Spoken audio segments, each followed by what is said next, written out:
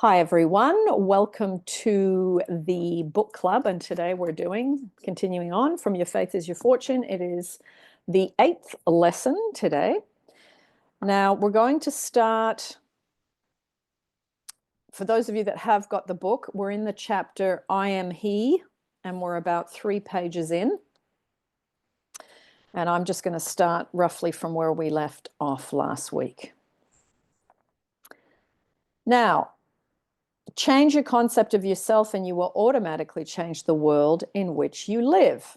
Do not try to change people. They are only messengers telling you who you are. Revalue yourself and they will confirm the change. Now you will realize why Jesus sanctified himself instead of others. Why to the pure, all things are pure. Why in Jesus Christ, the awakened consciousness, there is no condemnation. Awaken from, hang on, I folded my page and I can't see what's under it. Awaken from the sleep of condemnation and prove the principle of life. Stop not only your judgment of others, but your condemnation of yourself. Hear the revelation of the enlightened. I know and I am pursued. No, I know and I am persuaded by the Lord Jesus Christ that there is nothing unclean of itself, but to him that seeth anything to be unclean, to him it is unclean. Happy is the man who condemneth himself not in that which he alloweth. Stop asking yourself whether or not you are worthy or unworthy to claim yourself to be that which you desire to be. You will be condemned by the world only as long as you condemn yourself. You do not need to work out anything. The works are finished. The principle by which all these things are made, and without which there is not anything made that is made, is eternal. You are this principle. Your awareness of being is this everlasting law. You have never expressed anything that you were not aware of being, and you never will. So first you've got to be aware of something. You have to have it in your consciousness. And then from that, that's where the seed sprouts. It has to then, as you're thinking something, as you're feeling emotions about something, then it creates an external reflection or evidence. Now, you are this principle. Your awareness of being is the everlasting law. You have never expressed anything that you are not aware of being, and you never will. Assume the consciousness of that which you desire to express. Claim it until it becomes a natural manifestation. I'm going to read that again. Assume the consciousness of that which you desire to express. So you've got to think about the having of something, not the not having it, the anxiety, the fear, the worry, for it to come to fruition.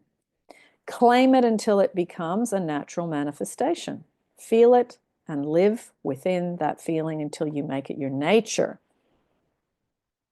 Here is a simple formula.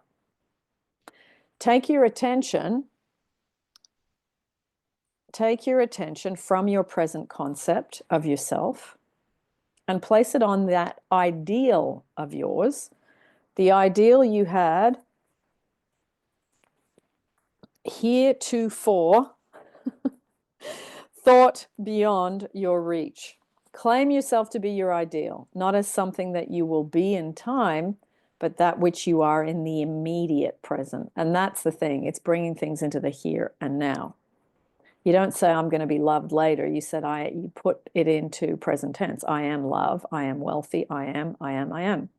So it brings the consciousness of it into your being by affirming it in the present tense. Do this and your present world of limitations will disintegrate as your new claim rises like the phoenix from its ashes. Be not afraid nor dismayed by reason of this great multitude, for the battle is not yours, but God's. You do not fight against your problem. Your problem will only live as long as you are conscious of it. So that's why not focusing on problems and switching to thinking about solutions, not only does it make you feel better, but also it kills off the plant of the problem. If you're not watering that plant, problem, not love, not wanted, not enough money, not a good job, too fat, whatever you got going on, if you stop watering it, then it has to start to change on the inside. And then the inside changes, your inside self changes, and then your outside mirrors it. So I'm going to read that again. You do not fight against your problem. Your problem will only live as long as you are conscious of it. Take your attention away from your problem and the multitude of reasons why you cannot achieve your ideal. Concentrate your attention entirely upon the thing desired. Leave all and follow me. In the face of seemingly mountainous obstacles, claim your freedom. The consciousness of freedom is the father of freedom. It has a way of expressing itself, which no man knows. And I remember when I had a job I didn't like, I would just say, I am free, I'm free, I'm free. Every day I left work, I locked the door. That's when I felt free, when I was leaving. So I said that over and over and over, and then eventually I focused my way out of having to go to that job. Feels like it takes forever when you're doing it, but eventually it drops off. The consciousness of freedom is the father of freedom. It has a way of expressing itself, which no man knows. Ye shall not need to fight this battle. Set yourself, stand still, and see the salvation of the Lord within you. I am the Lord. I am your consciousness, is the Lord. The consciousness that the thing is done, that the work is finished, is the Lord of any situation. Listen carefully to the promise. You shall not need to fight in this battle. Set yourself, stand still, and see the salvation of the Lord within you. With you, that particular consciousness from which you are identified is the Lord of the agreement. He will, without assistance, establish the thing agreed upon earth. Now, this bit must be important because I put 3 little lines right next to this bit. Can you, in the face of the army of reasons why a thing cannot be done, quietly enter into an agreement with the Lord that it is done? Can you, now that you have found the Lord to be your awareness of being, become aware that the battle is won?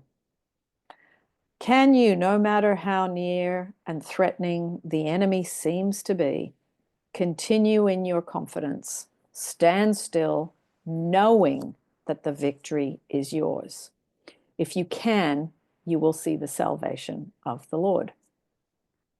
Remember, the reward is to the ones who endures, stand still. Standing still is the deep conviction that all is well and it is done. No matter what is heard or seen, you remain unmoved, conscious of being victorious in the end. All things are made by such agreements, and without such an agreement, there is not anything made that is made. I am that I am. Elaine. Sorry, Agnes, to make you stop, but I do have a quick question about Go that. ahead.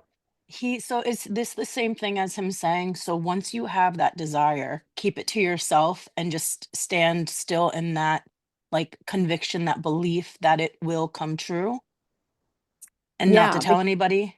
I think so. I think, that whole thing of telling people and then someone will poke a hole. What do you want that for? Or, you just got to get over that. Most people don't get that. Why would it happen to you? Or people poke holes. And when you're not, when holding your conviction takes quite a bit of energy, and it does, because it's so easy to go into doubt, anxiety, fear, whatever, worry. So it's like you got to protect it like a little egg that's about to hatch and you don't want to break the shell. It's like you really need to protect. So, that whole thing of I think it's fine to talk about things after something's manifested, but I'd be unless you're talking to someone that does law of attraction, Neville, et cetera, like you do, talking to someone like that, they will understand what you're doing. But the rest of the population, often there's a negative comment made about it, that you're not living in reality.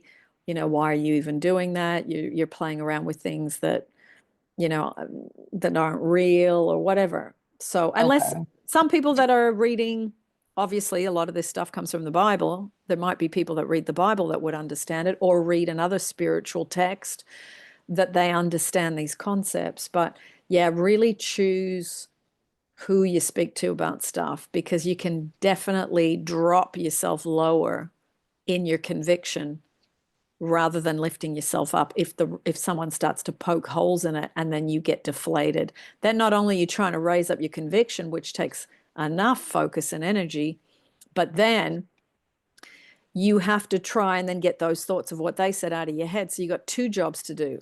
So it's harder. So I think keep the little egg protected, keep it warm, keep it close to your heart, talk to God about it, talk to people that are in, alignment with you, and the Okay. rest, keep the rest private until it hatches. I think it's always good telling a story once it's hatched, because then you go, yeah, I just got this amazing job and I'm now earning 250,000 a year. Whereas if you'd said, oh, I'm trying to manifest a job that I'm going to make 250,000 a year, and you're making 50,000 now, people will scoff at you. Yeah. Not all people, but a lot of people, because they, who do you think you are, that stuff. And I want to just throw this out really quickly just to get your opinion. With the text Mm. message that I got on my birthday, I ended Mm-hmm. up telling two of my friends, and big mistake. Because Yeah, they from both shot. of them. Yeah, they both were really negative about it. And so when Neville says that, kind of keep it to yourself, I really regret not keeping that to myself, because Yeah. I was feeling so good about it after Yes. you and I talked, and then Yeah. sharing that with two close friends, it just knocked me off my high horse really quickly. So, So, can I ask you what they said? sure. What did they say? Like, were they derogatory? Were they, why are you going back to that? Like, what Yeah, sort of, all yeah, of that. All of yeah. it, and that it doesn't mean anything, and she's just being kind. Everything Mm. negative. She's moved on. You need to move on. Yeah. You know what's so So funny, Elaine? This always cracks me up. I love how people can talk on God's behalf. yeah. So, Like but they know what's that's in her head. right. So, but that when you just mentioned like talking to God, I think I'm just gonna maintain that. That's gonna be Yeah. who I talk to from now on Yeah. versus like Mm. sharing it. But anyway, thank you, Agnes. I didn't mean to Yeah. take too much time. No, no, this is the whole point. You interact when something pops up. Elaine, when I was trying to manifest my specific person, and I was crying a lot because it was just the anguish of it, as you know.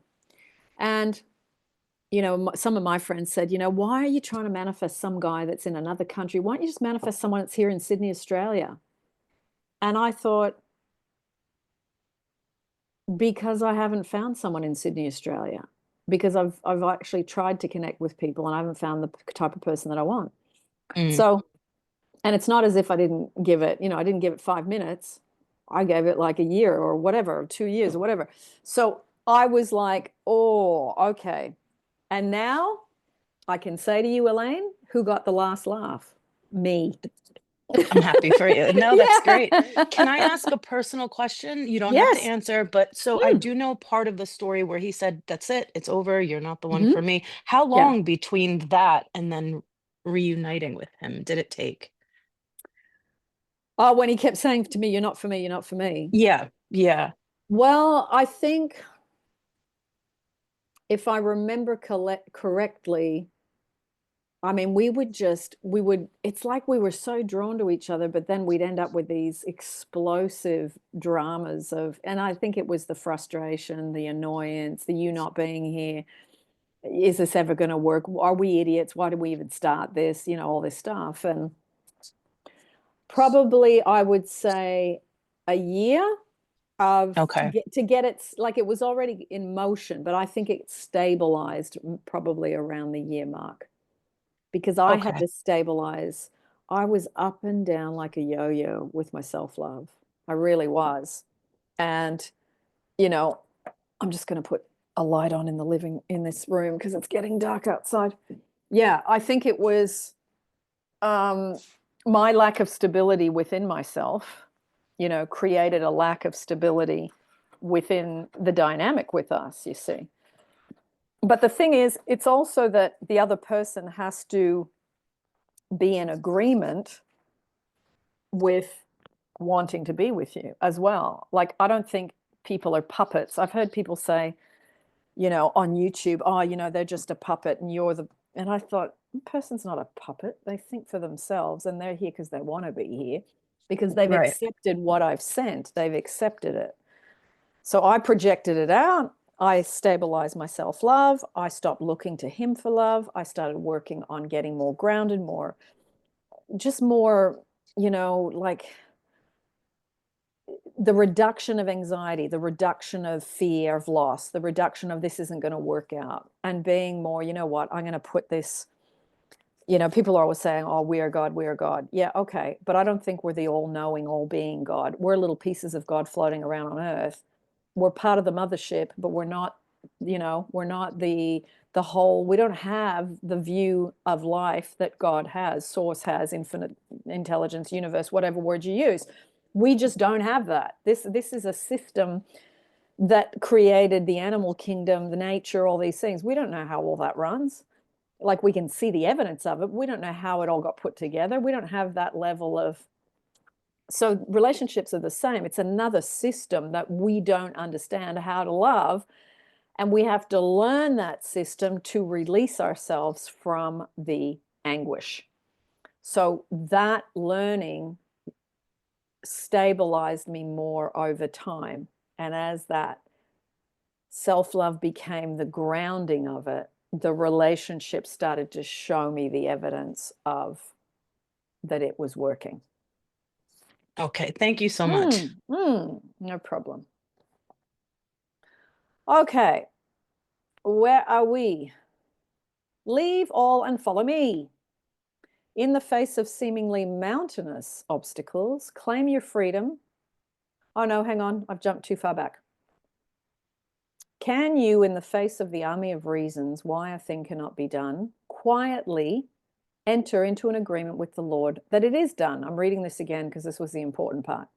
Can you, now that you have found the Lord to be your awareness of being, become aware that the battle is won?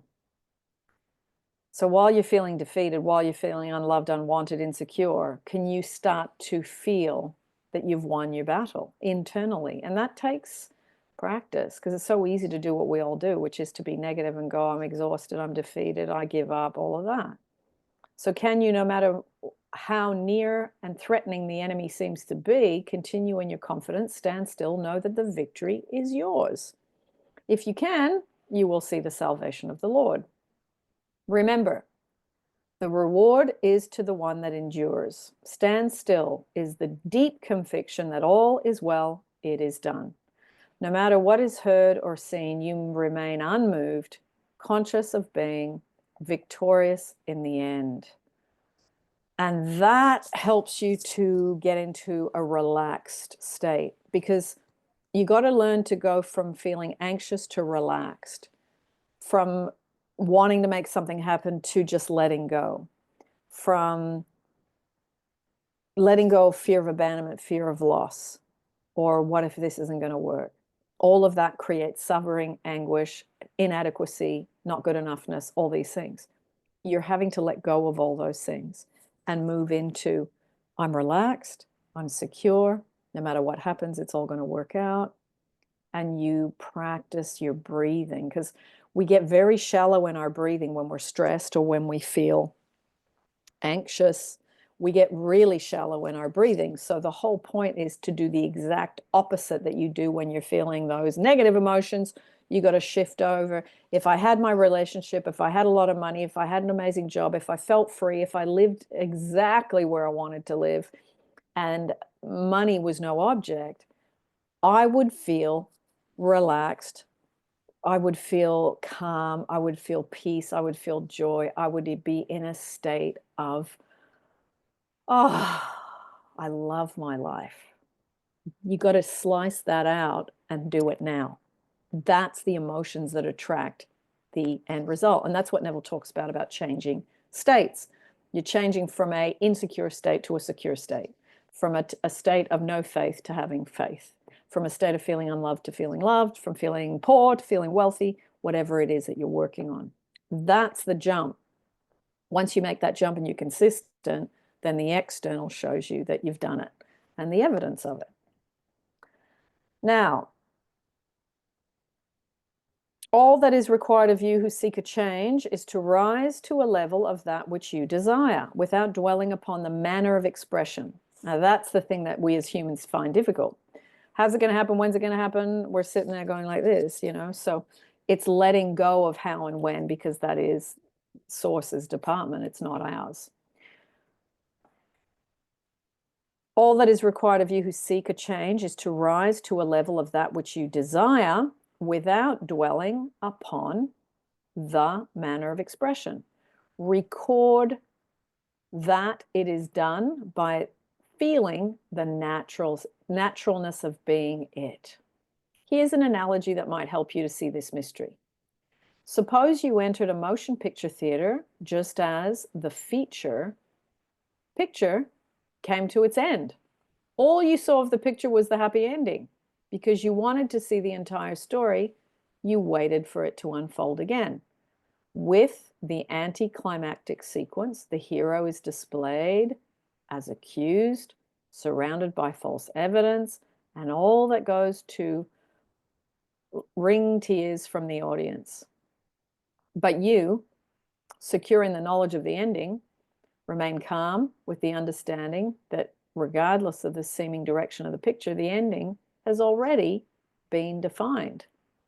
In like manner, go to the end of that which you seek, witness the happy ending of it by consciously feeling you express and possess that which you desire to express and possess, and you, through faith, already understanding the end, will have confidence born of this knowledge.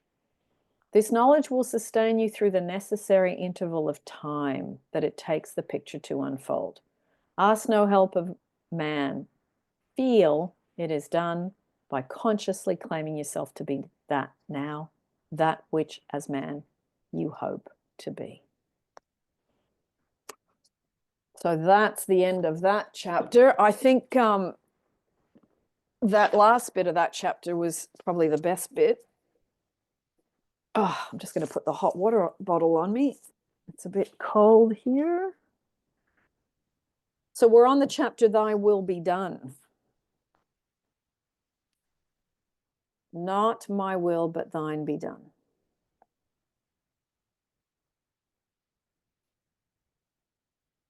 Okay. Oh, my Father, if this cup may not pass away from me, except I drink it, thy will be done.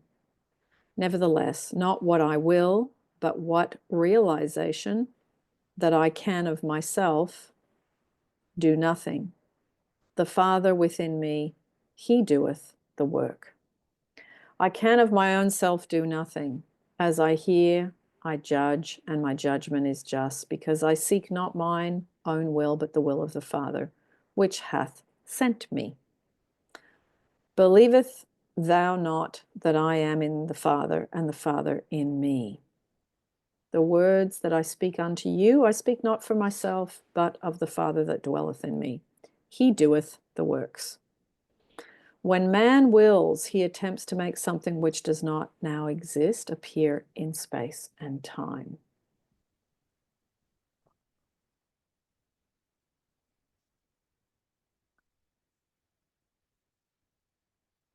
Ah.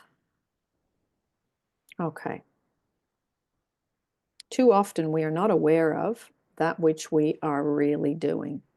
We unconsciously state that we do not possess the capacities to express. We predict our desire upon the hope of acquiring the necessary capacities in future time. I am not, but I will be. Man does not realize that consciousness is the Father which does the work. So he attempts to express that which he is not conscious of being. Such struggles are doomed to failure. Only the present expresses itself. Unless I am conscious of being that which I seek, I will not find it. God, your awareness is the substance and fullness of all. God's will is the recognition of that which is, not that which will be. Instead of seeing this, saying, as thine will be done, see it as thy will is done, as in the works are finished. The principle by which all these things are made visible is eternal. Eyes have not seen, nor ears heard, neither have it entered into the hearts of men. the things which God has prepared for those who love the law. Eye hath not seen, nor ear heard, neither hath entered into the heart of man, the things which God hath prepared for them that love him. When a sculptor looks at a formless piece of marble, he sees buried within it a formless mass. He has finished his finished piece of art. The sculptor, instead of making his masterpiece, merely reveals it by removing the part of the marble which hides his conception. The same applies to you. In your formless awareness lies buried all that you have ever conceived yourself to be. The recognition of this truth will transform you from an unskilled laborer who tries to make it so to a great artist who recognizes it to be so. And this we see every day, where people are trying to force, control, manipulate, make something happen, even push using law of attraction and Neville's teachings, etc., to make something happen. But if you understand that changing the inside, being still, practicing more surrender and letting go and allowing, which Abraham Hicks talks about the art of allowing a lot. I love when she talks about that. There's less action figure business going on and more calm, restful, and pondering moments that occur, which means you don't drop your battery life to critical battery, because so many people are exhausted. You know, when you hit 50%, you go, oh, my energy's dropped a bit. Let me top it up again. So you never drop yourself to, I'm exhausted, I'm overwhelmed, which means you create less dramas, which means you get involved in less dramas, which means you are able to respond when something happens rather than react. So this, I love this analogy of the sculptor taking away the bits that are unnecessary to reveal what the finished product is. And it's the same. If we just chip away at our self-love, the bits that aren't working, set boundaries, look after ourselves, spend time releasing our emotions when we've got stuff going on, giving up addictions, looking after our bodies, eating stuff that's made from nature instead of all that processed crap that, you know, is on the shelves. All of these tiny things add up to you being a person who can think more clearly, because you've done, the body needs what it needs. And once you give the body what it needs, then the mind can function better. Then when the mind functions better, you're more able to focus on solutions. When you can focus more on solutions, then your emotions are more steady. So it's like a triplets. Mind, the physical body, the mind, the mental state, the emotional state. They all go together like triplets. Now,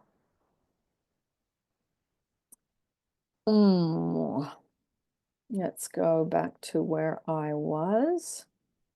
You claim that you are now that which you want to be, will remove the veil of human darkness and reveal your claim perfectly. I am that. God's will was expressed in the words of the widow. It is well. Men would have been.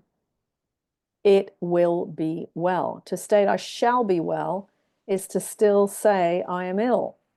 I shall be well is pushing your health further down into the future. So I am healthy is a better statement, because I shall be well really is saying still I'm ill.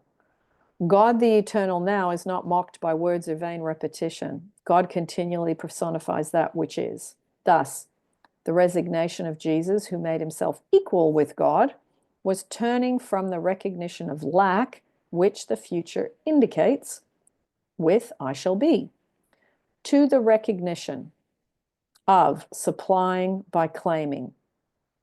Now, this is what the book At Your Command is about, the claiming part. Infinite Spirit, open the way for bang, whatever it is. You fill in the blank. I am that, it is done, thank you, Father. Now, you will see the wisdom in the words of the prophet when he states, let the weak say I am strong. Joel 3:10, man in his blindness will not heed the prophet's advice. He continues to claim himself to be weak, poor, wretched, and all the other undesirable expressions from which he is trying to free himself. by ignorantly claiming that he will be free from these characteristics in the expectancy of the future. You know, I have a man I met years ago, and my law of attraction friend will always refer to this guy when we're like, say, one of us might be being negative or whatever. Well, when I saw him, he was unwell.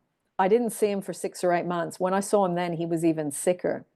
And the sentence I remember that he said is, I'm not going to stop complaining until the pain goes away. Now, when you look at that through the eyes of what we're reading, the pain was never going to go away because he was never going to stop complaining. So he didn't understand that the words and the thoughts and the emotions he was having was causing a decline in his health. He hadn't put the two and two together. And look, some people just, we don't come across this knowledge. So I understand he said that, but he was adamant, I'm not going to stop complaining until the pain goes away. And I thought, oh boy, good luck to you with that attitude. Anyway, I thought I'm not going to be explaining this because, you know, I don't have to explain it to every single person, but he was committed to doing that, and you know, I wasn't going to get in his way. But I wished him, I did visualize him healthy and well as best I could for a period of time. Wendy. Hi, are you able to hear me now? Yeah, it's okay. It's okay. It's okay now? Oh, okay. Yeah. So I have a quick question. It's just when I was reading and when you were saying all these things, we Yeah. have to climb everything to ourselves. When we try to climb ourselves, you know, the love, the health, wealth, there is some resistance in somewhere in the body. It says, no, this is not correct. This is not good. You feel it inside that is what you are climbing is true. So how do we overcome that? The believing it's not true. Yeah, it's basically inside the body. It has some feelings stating that, oh, whatever you are saying is not true. You know?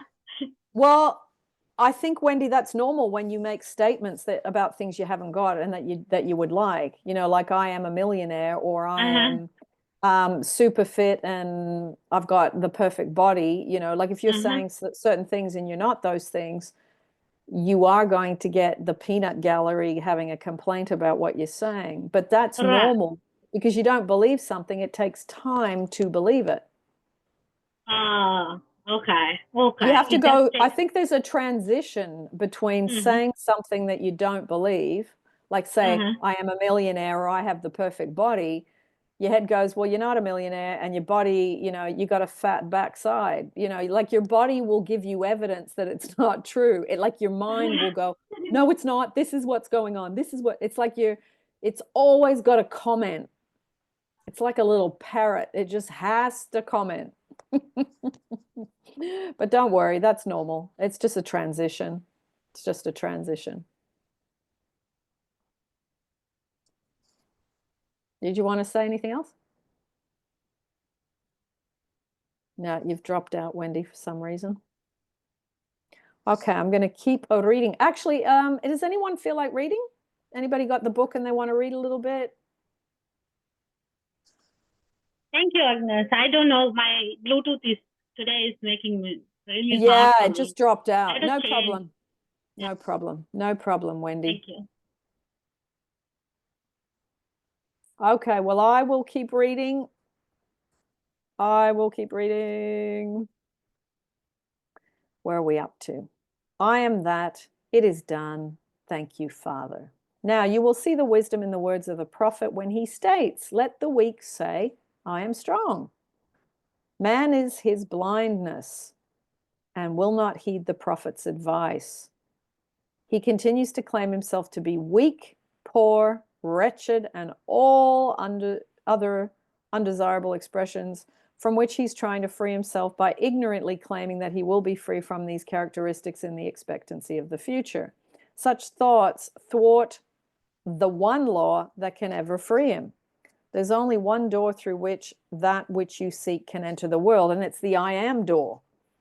When you say I am, you are declaring yourself to be first person present tense. There is no future. To know that I am is to be the consciousness of being. Consciousness is the only door. Unless you are conscious of being that which you seek in vain. If you judge after appearances, you will continue to be enslaved by the evidence of your senses. To break this hypnotic spell of the senses, you are told, go within and shut the door. And this is part of, Elaine, what we were talking about before we started recording, about people making comments when you share your desires, or perhaps something that's happened and they, you know, they have something negative to say. So it's really, you know, getting to the point where you shut the door on everything else. It's like you don't give anyone the opportunity to make a comment because you don't tell them what's going on. And then when it's hatched, then you say, well, you know, this person messaged me, or this person did this, or this came in, or whatever, and you talk about it after it's a full-blown manifestation, because then no one can argue because it's hardened into fact. And that's the best time to tell people. Now, if you judge after appearances, you will continue to be enslaved by the evidence of your senses. To break this hypnotic spell of the senses, you are told to go within and shut the door. But thou, when thou prayest, enter into the closet, and when thou hast shut the door, pray to the Father which is in secret, and the Father which seeth in secret shall reward thee openly. Enter thou into thy chambers and shut thy doors about thee. Hide thyself as if it were for a little moment, until the indignation be overpast. And when thou art come in, thou shalt shut the door upon thee and upon thy sons. He went in therefore and shut the door upon them twain, and prayed unto the Lord. The door of the senses must be tightly shut before your new claim can be honored. Closing the door of the senses is not as difficult as it appears to be at first. It is done without effort. So you got to shut the door on what you see, what you smell, what you taste, what you hear, what you touch. Okay? It is impossible to serve two masters at the same time. The master man serves is that which he is conscious of being. I'm going to read that again. The master man serves is that which he is conscious of being. So if you're serving I am poor, then that is what you're conscious of being, and you're giving service to that. You're yielding to that. You're letting that in the door. Okay? So I love this thing about not being able to serve two masters. You can't serve I am poor and I am wealthy at the same time.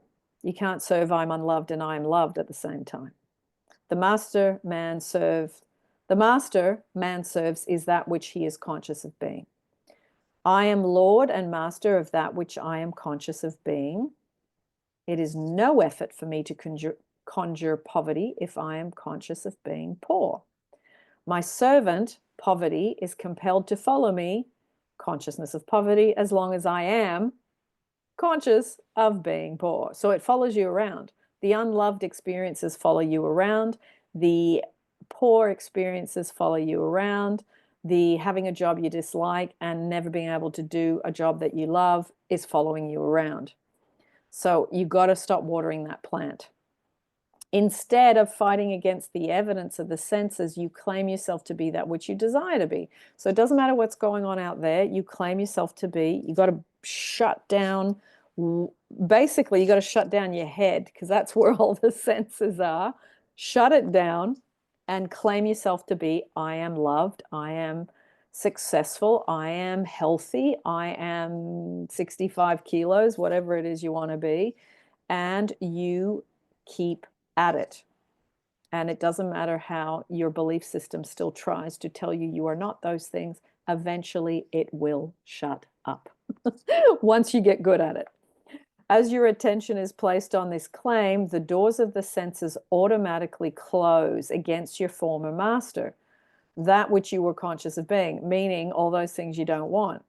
As you become lost in the feeling of being, that which you are now claiming to be true of yourself, the doors of the senses once more open, revealing your world to be the perfect expression of that which you are conscious of being. Oh, I love that one. Let us follow the example of Jesus, who realized as man he could do nothing to change his present picture of lack. He closed the door of his senses against his problem, and he went to his Father, the one to whom all things are possible. Having denied the evidence of his senses, he claimed himself to be all that. A moment before, his senses told him he was not. Knowing that consciousness expresses its likeness on earth, he remained in the claimed consciousness until the doors, his senses, opened and confirmed the rulership of the Lord. Remember, I am is Lord of all. Never again use the will of man which claims, I will be. Be as resigned as Jesus and claim, I am that. That being whatever you want to use to fill in the blank. So, we are now on chapter No Other God. So we'll see how far we get with this one. Let me see how many pages. Oh, this is a short one. It's only 2 pages long. Some of these chapters are super short now. Thou shalt have no other God beside me. As long as man entertains a belief in a power apart from himself, so long will he rob himself of the being that he is. Every belief in powers apart from himself, whether it's for good or evil, will become the mold of the graven image worshipped. The beliefs in the potency of drugs to heal, diets to strengthen, money to secure are the values or money changers that must be thrown out of the power. He can then unfailingly manifest that quality. This understanding throws out the money changer's temple. Ye are the temples of the living God. My house shall be, oh no, hang on. A temple made without hands is written. My house shall be called of all nations a house of prayer, but ye have made it a den of thieves. The thieves who rob you are your own false beliefs. It is your belief that a thing, not the thing itself, that aids you. Yes. I mean, so many times you hear of people believing in like a horseshoe or a dream catcher or, you know, a specific coin or something. This is the thing that makes me rich. This is the thing that makes me know what's going to happen with my soulmate. It's this belief in these external trinkets that really, if you believe in it, the trinket will probably work, but it's not the trinket that's working. It's your belief in the trinket. Okay. There's only one power. I am he. Because of your belief in external things, you think power into them by transferring the power that you are to the external thing. Realize you yourself are the power. You have mistakenly given it to outer conditions. The Bible compares the opinionated man to the camel who cannot go through the needle's eye. The needle's eye referred to was a small gate in the walls of Jerusalem, which was so narrow that a camel could not go through until it was relieved of its pack. The rich man, that is the one burdened with false human concepts, cannot enter the kingdom of heaven until he is relieved of his burden, any more than could the camel go through this small gate. Man feels so secure in his man-made laws, opinions, and beliefs that he invests them with an authority they do not possess. Satisfied that his knowledge is all, he remains unaware that all outward appearances are but states of mind externalized. When he realizes that the consciousness of a quality externalizes that quality without the aid of any other or many values, and establishes the one true value, his own consciousness. So that's really where the wealth is. That's really where the possibilities of what you want are. It's all in your consciousness and your beliefs that come out of your consciousness. The Lord is in his holy temple. Consciousness dwells within that which it is conscious of being. So The consciousness is just what you believe and what you're conscious of, what you're aware of, what you're thinking of, where you put your energy. That's the consciousness. Okay? I am is the Lord and man, his temple. Knowing that consciousness objectifies itself, man must forgive all men for being that which they are. He must realize that all are expressing without the aid of another that which they are conscious of being. Peter, the enlightened or disciplined man, knew, I've lost my spot.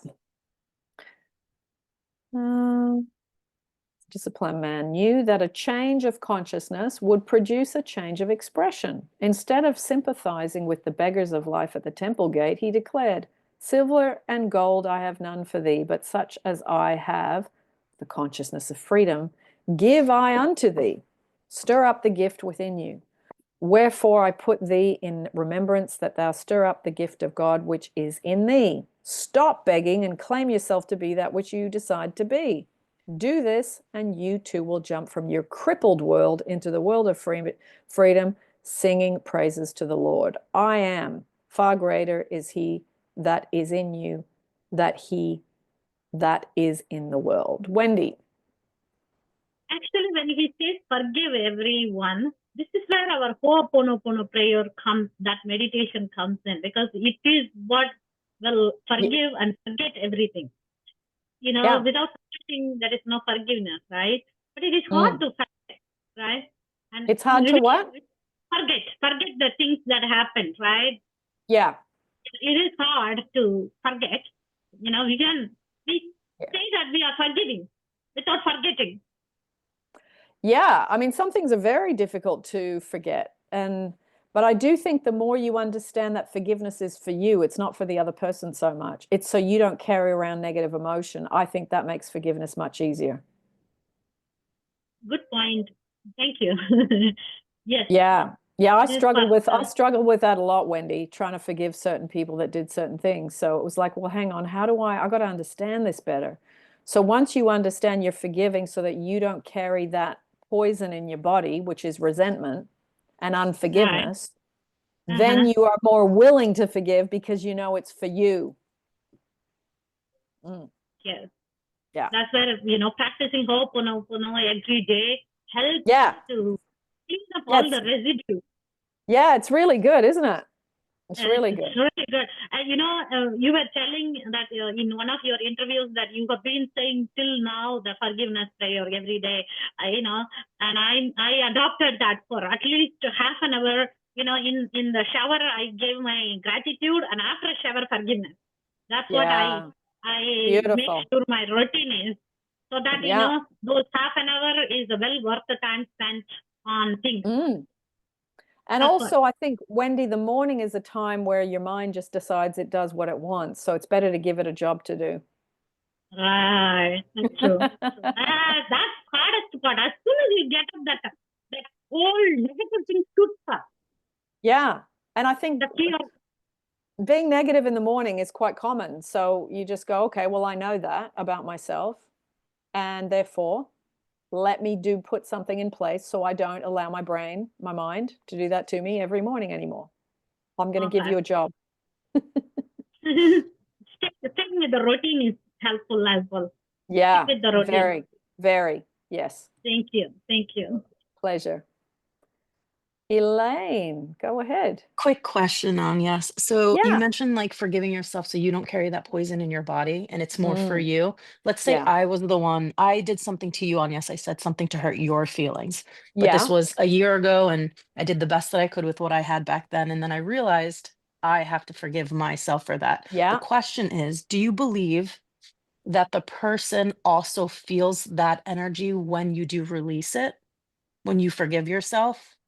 I think there is an energetic change, as in you're no longer, I'm guilty, I did the wrong thing, you're an idiot, why did you do that? All that stuff that you do when you're beating yourself up because of what you've done.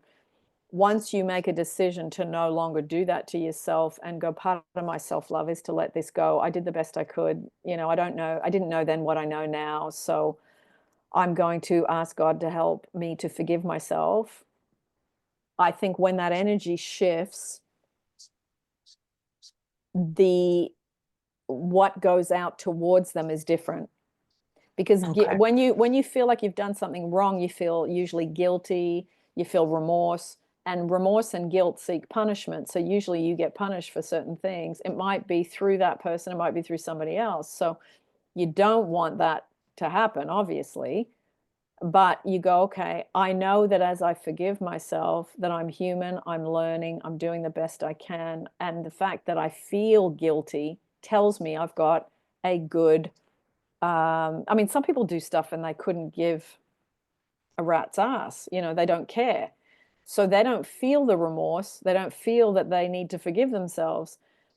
But that doesn't mean the boomerang doesn't come back to them.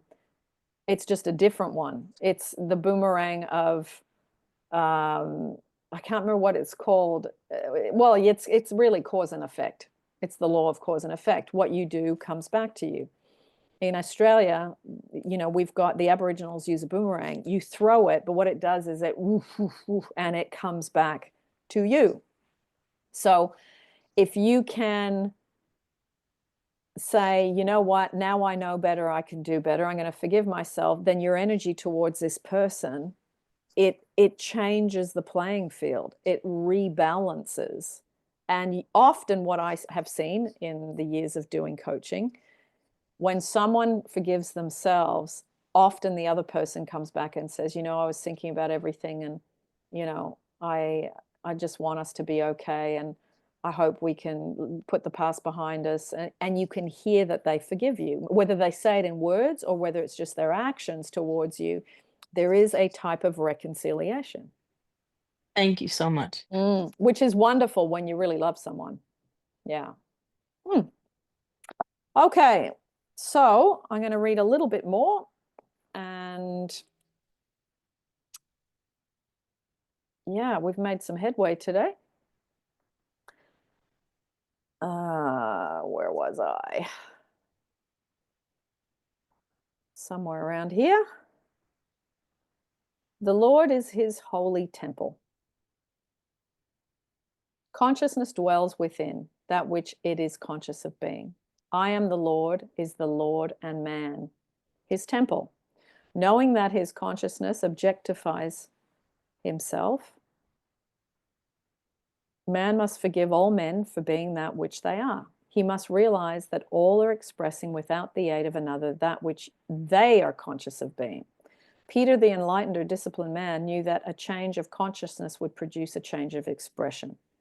Instead of sympathizing with the beggars of life, at the temple gate, he declared, silver and gold, I'm rereading this, obviously, have I none, but such as I have, the consciousness of freedom, give I unto thee. Stir up the gift within you. Stop begging and claim yourself to be that which you decide to be. Do this and you too will jump from your crippled world into the world of freedom, singing praises to the Lord. And I think, over the years, I am free has been one of my most treasured affirmations, because it encompasses job, money, pain, feeling that you don't have a job that you want, you feel trapped. When you say I am free, it covers so many areas. And it is like, oh, if I was free to do what I want when I want, oh my God, that would feel so good. And that's the feeling that you want to get into, this feeling of just relief. Do this and you will jump from your crippled world into the world of freedom, singing praises to the Lord. I am. Far greater is he that is in you than he that is in this world. This is the cry of everyone who finds his awareness of being to be God. Your recognition of this fact will automatically cleanse the temple. Your consciousness of the thieves and robbers restore you to that dominion over things which you lost. The moment you forget the command, thou shalt not have no other God beside me. So it is about I am. So that's it. Thank you, Neville. There were some good nuggets in that one. I've got a lot of stuff highlighted in this chapter, so I knew it was a good one. That was really good. So that's it for today, everybody. We're about halfway through. So since there is a lot more than 6 people on this call today, I will continue. We had said at the beginning when there was only 3 of us that we might cancel the class because there is a very low attendance. It looks like there's a lot more of you on here now. We will try again next week. If there's people coming, I will continue. If there's 6 of you or more, I will continue.